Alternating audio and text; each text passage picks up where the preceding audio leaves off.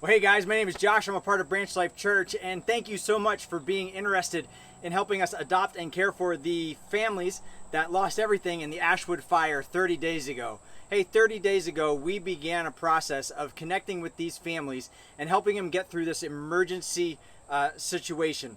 We've helped them in the emergency response for the last 30 days, but we're going to need help for the next 30 days and beyond, and that's where you come in. We are so glad that there have been area churches that have been willing to step up and say, we'll adopt a family. So I want to let you know what we're asking churches to do as we come around these families, and what we're asking the faith community to do for these families and how you can help. So I'm going to give you 4 things you need to know about adopting a family. And if at the end of this video you are still interested and able to be a part, please reach out, and we are going to be assigning all of these families. I'll give you more instructions at the end by the end of this week. So the first thing you need to know about adopting a family is that the family does not need to come to your church.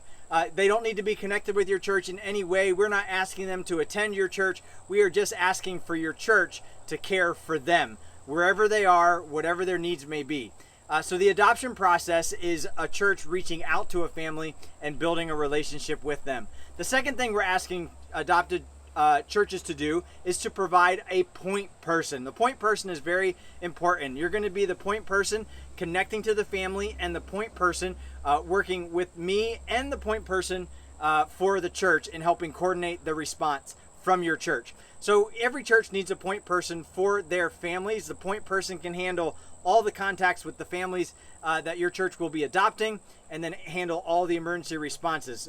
Third, we're asking that that point person make contact with their families once a week. Whether it's a text message or a phone call or a visit, we would like you to have contact with the family once a week. And we're asking you to do that at least for the next 4 weeks, every week in September, and then possibly beyond. But we'll reevaluate at the end of the September and see where the relationship is. Fourth, we're asking that that point person help coordinate the care response from your church for the family. Now, there's many ways that a church can decide to care for a family that they are adopting. Of course, the most obvious way is to help them financially and to help them with gift cards. But there are other ways that we're asking churches to be involved. As your point person has weekly contact, we're asking that point person to discover or uncover what physical needs you can help with.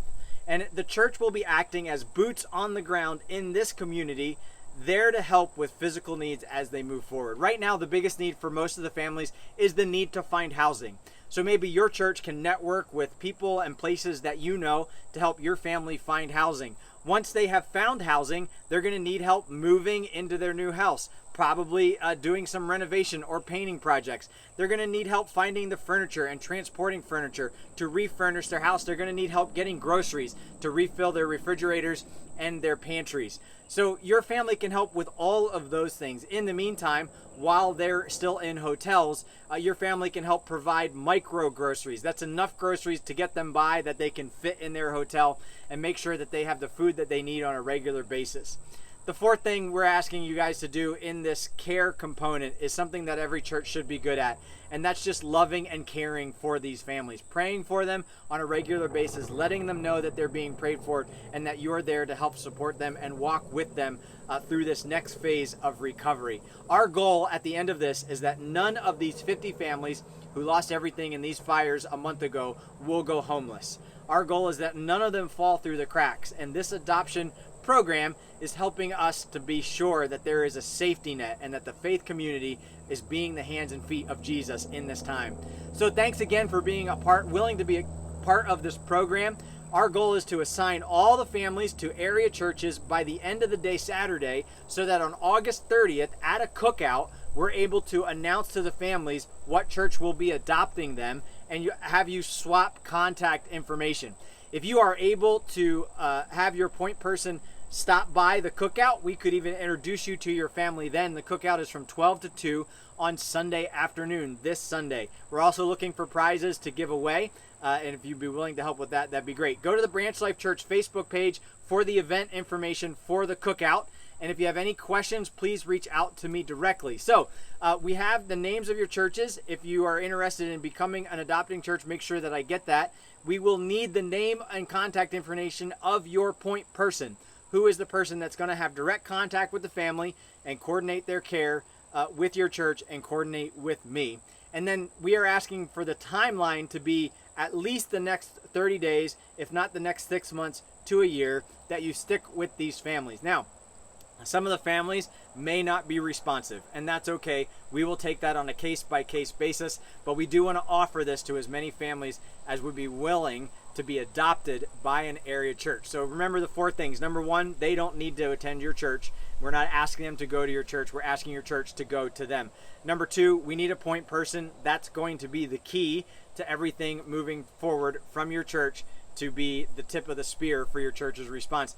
Number 3, we're asking for weekly contact for the next 4 weeks, every week in September, and then possibly beyond. And number 4, we're asking that you provide ongoing boots on the ground support for these families to help provide for them in very practical and tangible ways beyond just collecting money or giving them gift cards, but helping them with transportation, with groceries, with finding a place, moving in, and whatever other needs might come up. Thanks again, guys. Please be sure to reach out to me through Facebook Messenger or directly through my cell phone. Texting is best at 484-824-1441. Again, my name is Josh Park, and thank you for being a part of our faith community's response to helping these families. God bless.